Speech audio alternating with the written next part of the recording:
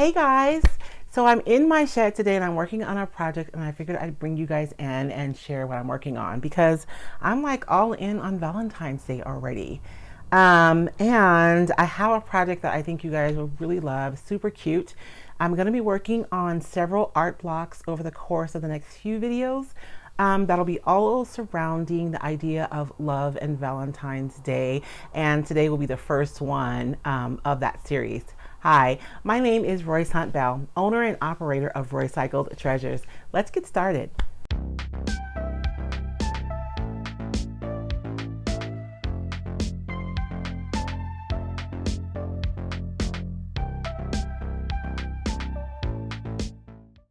So you guys, for today, I'm going to be working using a 5x7 art block.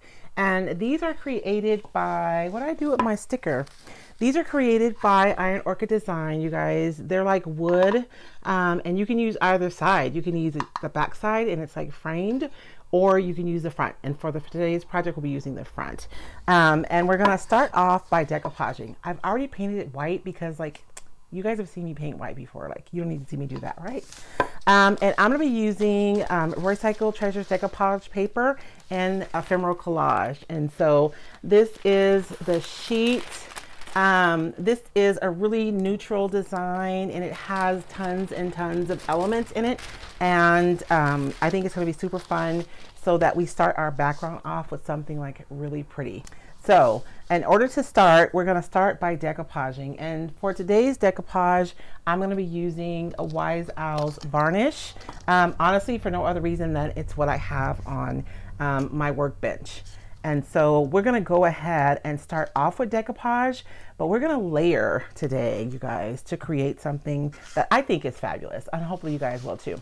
So, I'm looking at this design right here. The idea of a lover sending like a postcard is super romantic, right? A postcard or a love letter. So I'm gonna cut it. I don't wanna mess with my crowns. I'm gonna save those for another project. So I'm gonna trim this. Let me make sure that it's going to land where I want it and will be okay. Because I think I'm gonna just trim it on the crease, yeah. So we're just going to trim this right here on this crease, and I'm going to reserve those beautiful crowns for another project. And so we're just going to cut out this kind of postcard image here for this project.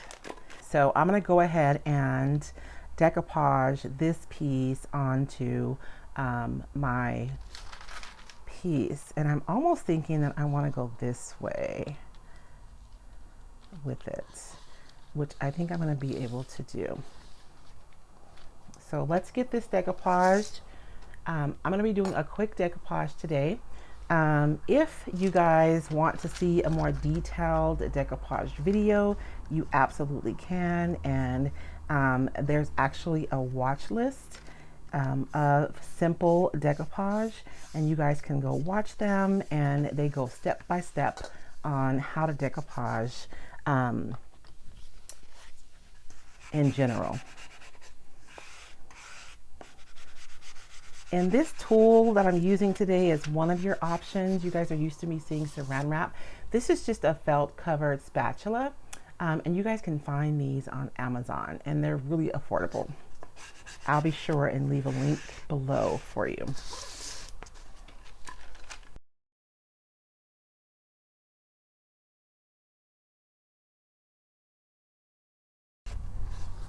And so now that our decoupage is on there, we're going to wait for this to dry, and then we're going to trim it. Now that my decoupage is dry, you guys, I'm going to trim it. I just have a 220 grit sanding block that I have here. You guys have seen it's gotten a lot of use, right? So we're going to trim it.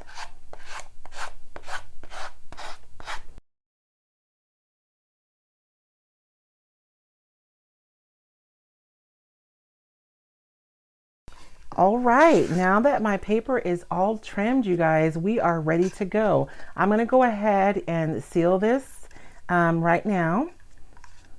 And then while this is drying, we are going to work on our next layer that's going to actually go over the top of our decoupage.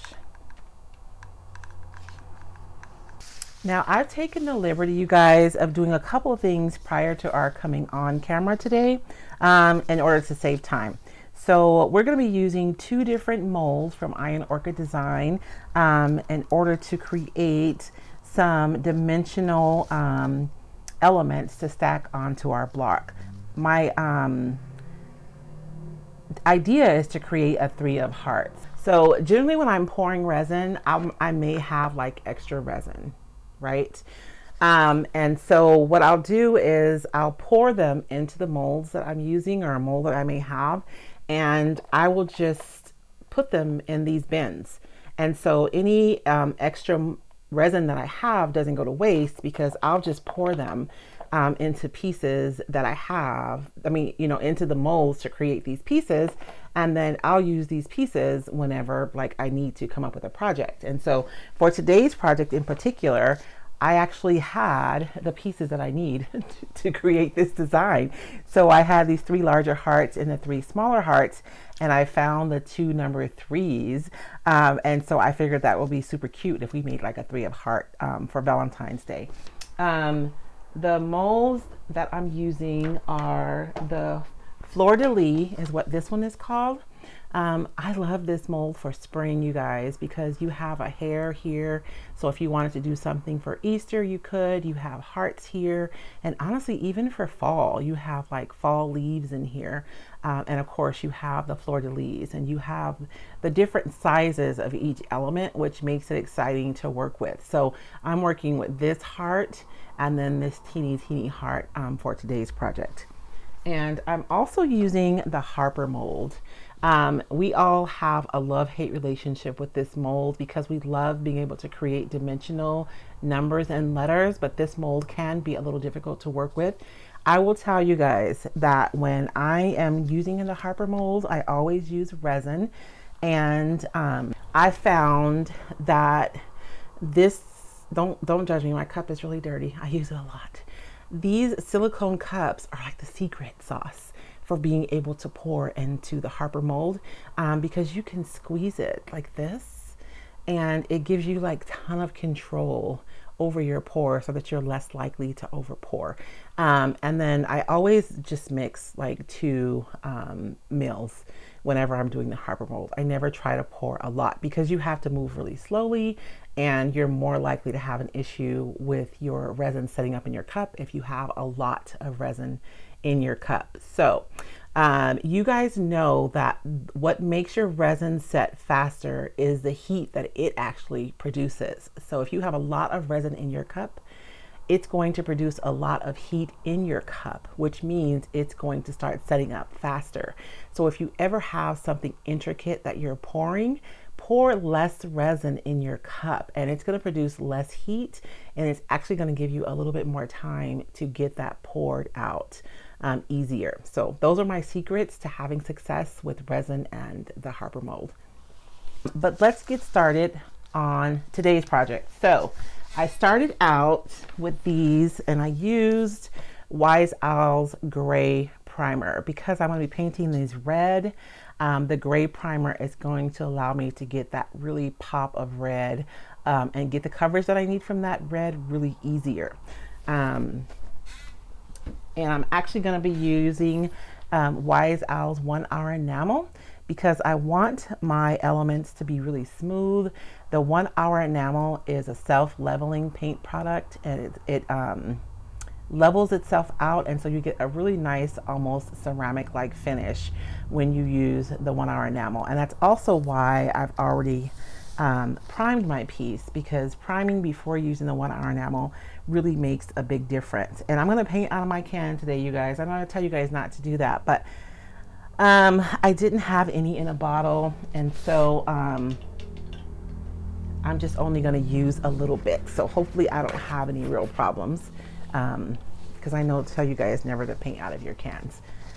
Shh, don't tell anyone, okay? So I'm using a watercolor brush today.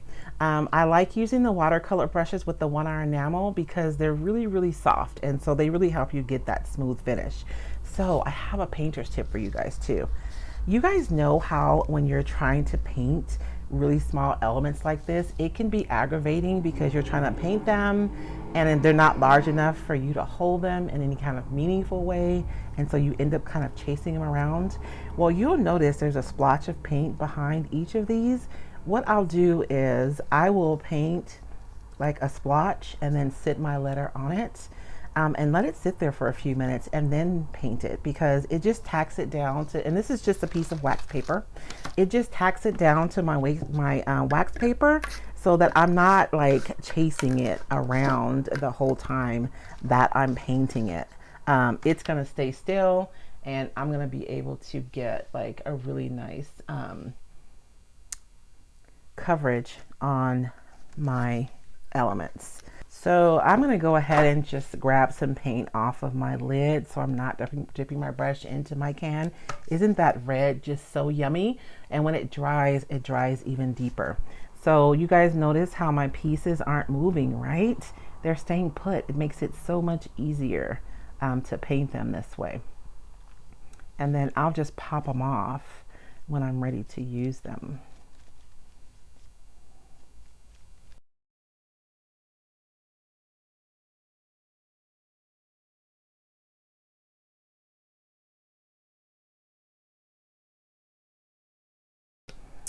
Let's go ahead and set these aside and allow them to dry while we work on another portion of our project. One thing to remember when you're working on the 1-hour enamel is that part of the drying process is the self-leveling. So if I were to use my craft dryer and speed up the drying, I would miss out on the self-leveling quality of the 1-hour enamel. So I'm going to let this dry on its own, and then you and I can work on a different part of the project. Now this portion, our decoupage portion, has dried completely. And so we are going to go ahead and do something on here. Something really simple, but I think it's going to add something special to this piece.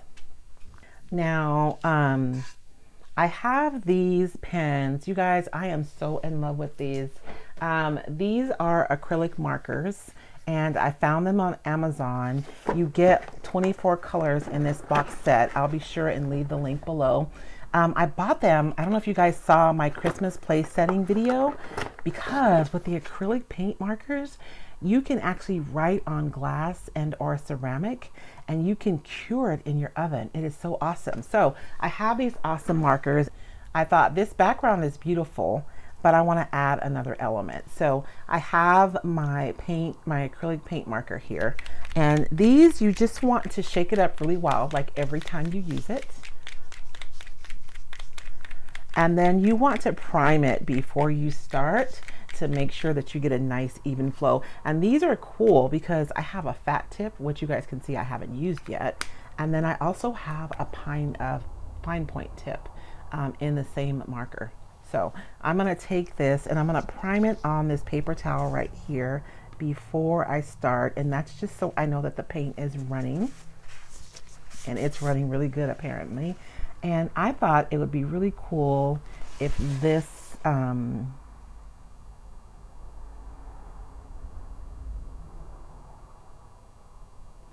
stamp here were red instead of black. And I'm just trying to copy the imperfections of that stamp as well. There are places where it's really thin, places where it's really thick. And I am just going to do this for the elements that are like really obvious.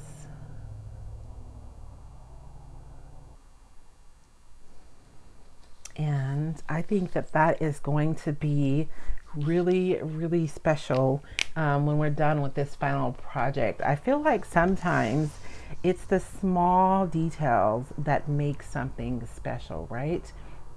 And so we have that. See, super simple, right? But I think it's going to add some impact and some balance to this project when we're finished. And then when you've had your pieces all painted and you're ready to pop them off, you can just tilt them right off, and you may get some paper on the back, but like, who cares? Because you're going to be gluing them down anyways, right?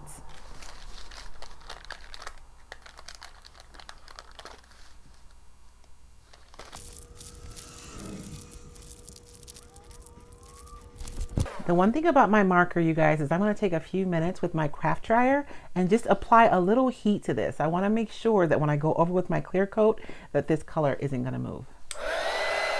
Look at the finish on these once they're done, you guys. Aren't they fabulous? They look like pieces of candy. So now that we have all of our elements done, we can start assembling our project. And so I kind of want to do a bit of an offset so that this is over here. And so my small hearts are actually going to go under my 3s, just like they would with a card, right? But we're going to offset a little bit. And then I'm going to put my 3 larger hearts in the middle like this. And I think that the offset makes it interesting. What do you guys think? Rather than just putting it down the middle.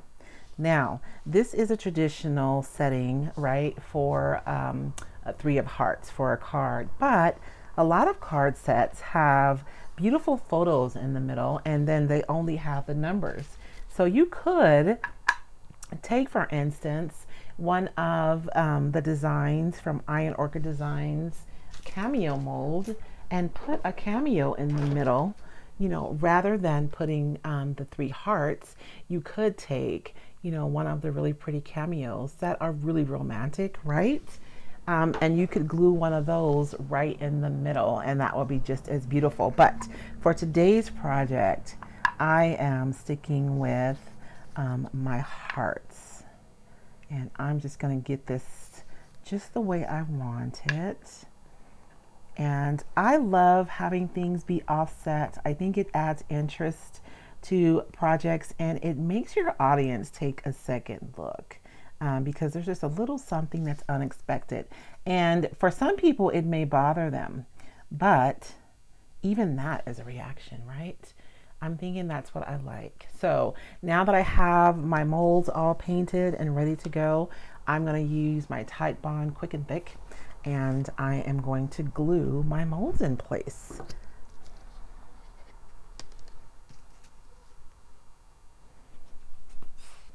This is a super fun, super easy, super quick project, you guys, other than, you know, and you could make, like, if you wanted to do a whole series of these, you could absolutely make all of your elements in advance.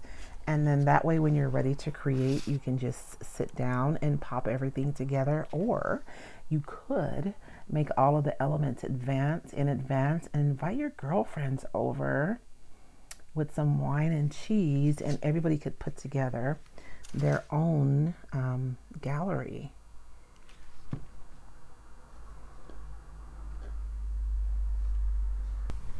I'm only using a little bit of glue, not a ton. I love using the Tite Bond Quick and Thick because it gets tacky really quickly. And so your pieces start to stick almost immediately. So you don't have like a ton of tack time to wait for. And if you use a lesser amount of glue, you'll find that it tacks a lot faster than if you use more. I'm just eyeballing this, so I want to make sure that that's going to be in a good place.